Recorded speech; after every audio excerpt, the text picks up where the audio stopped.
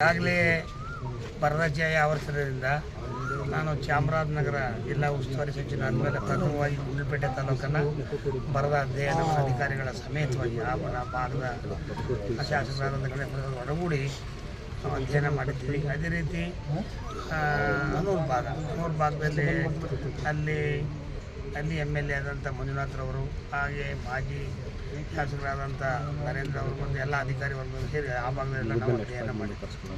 ಇವತ್ತು ಚಾಮರಾಜನಗರ ಕ್ಷೇತ್ರ ತಾಲೂಕು ಮತ್ತು ಕೊಳ್ಳೇಗಾಲ ಕ್ಷೇತ್ರ ಪಟ್ಟಾಗೆ ಚಾಮರಾಜ ತಾಲೂಕಿದ್ದು ಇದನ್ನು ಇವತ್ತು ಅಧ್ಯಯನ ಮಾಡ್ತಾಯಿದ್ವಿ.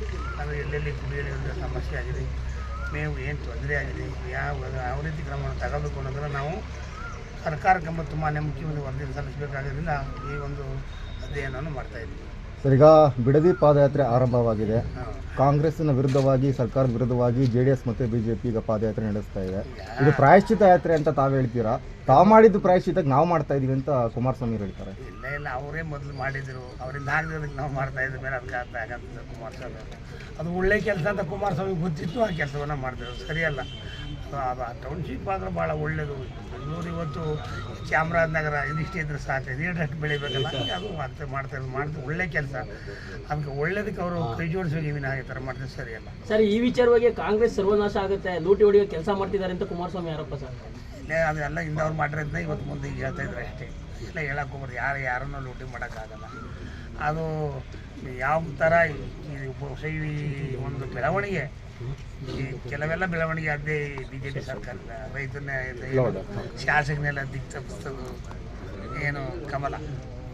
ಸರ್, ಈಗ ಸಚಿವ ನಾಗೇಂದ್ರ ಅವರ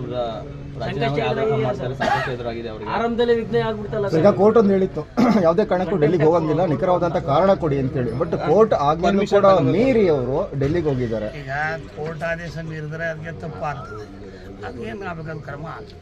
ಸರ್, ಈಗ ಮೇಜರ್ ಅಲಿಗೇಷನ್ ಸರ್, ಛಲವಾದಿ ನಾರಾಯಣಸ್ವಾಮಿ ಹೇಳ್ತಾರೆ ಸಚಿವರಾಗಕ್ಕೆ ಸಾಕಷ್ಟು ಹೈಕಮಾಂಡ್ಗೆ ಪೇಮೆಂಟ್ ಕೊಟ್ಟಿದ್ದಾರೆ, ಬಟ್ ಇನ್ನೂ ಕೂಡ ಖಾತೆ ಹಂಚಿಕೆ ಯಾಕಾಗಿಲ್ಲ ಅಂದ್ರೆ ಡಿಮ್ಯಾಂಡ್ ನಡೀತಾ ಇದೆ, ಇಂತಿಷ್ಟು ಖಾತೆಗೆ ಇಷ್ಟಿಷ್ಟು ಕೋಟಿ ಕೊಡಬೇಕು ಅಂತ. ಆದರೆ ಛಲವಾದಿ ನಾರಾಯಣಸ್ವಾಮಿ ಅವರು MLC ಆಗ BJPಗೆ ಎಷ್ಟು ಕೊಟ್ಟಿದ್ರು, ಅವನ ವಿರೋಧ ನಾಯಕರಿಗೆ ಎಷ್ಟು ಕೊಟ್ಟಿದ್ರು BJPಗೆ, ಆ ಕೆಲಸ ಅವ್ರು ಮಾಡಿರ್ಬೇಕಂತ ನಮ್ಗೆ ನಮ್ಮ ಹತ್ರ ಯೋಗ್ಯತೆ ಇದ್ದರೆ ನಮ್ಗೆ ಕೊಡೋದು ಅಲ್ಲ. ನಾವು ನಮ್ಮ ಪ್ರಾಮಾಣಿಕವಾಗಿ ಏನು ಮಾಡಿದ್ದೀವಿ ಅಂದರೆ ಎಷ್ಟು ವರ್ಷಗಳ ಕಾಲ ಅದ್ರ ಮೇಲೆ ನಮ್ಮನ್ನ ಗುರುತಿಸಿಕೊಂಡ್ರು.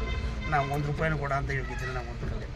ಯಾವಾಗ ಹಂಚಿಕೆ ಆಗ್ಬೋದು ಸರ್ ಖಾತೆಗಳು? ಇವತ್ತು ನಾಳೆ ಆಗ್ತದೆ ಸರ್. ಡೆಲ್ಲಿలో CM ಹಂಚಿಕೆ ಆಗುತ್ತಾ? ಆಗ್ತದೆ, ಇದು ನಾಳೆ ಆಗ್ತದೆ. ಯಾಕೆ ಸರ್ ಇಷ್ಟೊಂದು ಕಷ್ಟ ಆಗ್ತಾ ಇದೆ? ಡಿಮ್ಯಾಂಡ್ ಏನಾದ್ರು ಮಾಡಿದಾರೆ ಸರ್? ಡಿಮ್ಯಾಂಡ್ ಜಾಸ್ತಿ ಆಗ್ತಾ ಇರೋದ್ರಿಂದ ಈ ರೀತಿ ಖಾತೆ ಹಂಚಿಕೆ ಆಗ್ತಾ ಇಲ್ಲ ಅಂತ. ಏನು ಡಿಮಾಂಡು? ಬಸವರಾಜ ರಾಯರೆಡ್ಡಿ ಅವರು ನನಗೆ ಹಣಕಾಸು ಖಾತೆನೇ ಬೇಕು ಅಂತ ಕುಂತಿದ್ದಾರಂತೆ. ಗೊತ್ತಿಲ್ಲಪ್ಪ, ನನಗಂತೂ ಯಾವ ಖಾತೆನ ಕೊಟ್ಟರು ನಿಭಾಯಿಸ್ತೀನಿ. ನಮ್ಮ ಹೈಕಮಾಂಡ್ ಏನು ಕೊಡ್ತಾರೆ ಅದಕ್ಕೆ ನಾವು ಬದಲಾಗಿರ್ತೀನಿ ಕೊಡ್ತಾರೆ. ಇನ್ನೊಂದು ಸರ್, ಕೊನೆಯದಾಗಿ ಬಾಲಕೃಷ್ಣ ಅವ್ರ ಮಾತನ್ನು ಹೇಳ್ತಾರೆ, ಈಗ ಅಸಮಾಧಾನಿತ ಹಿರಿಯ ಶಾಸಕರ ಸಮಾಧಾನ ಮಾಡಬೇಕಂದ್ರೆ ನಾವು ತ್ಯಾಗಕ್ಕೆ ಸಿದ್ಧ ಅಂತ ಹೇಳಿ.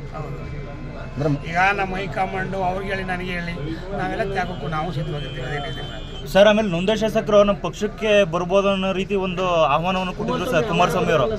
ಕಾಂಗ್ರೆಸ್ ಮೊದಲಿಂದ ಅದೇ ಬುದ್ಧಿ, ಇನ್ನೇನು ಅವರೇ ಆದಂತ ಇದನ್ನು ಮಾಡಿದ್ರು, ಯಾವತ್ತು ಗೊತ್ತಲ್ಲ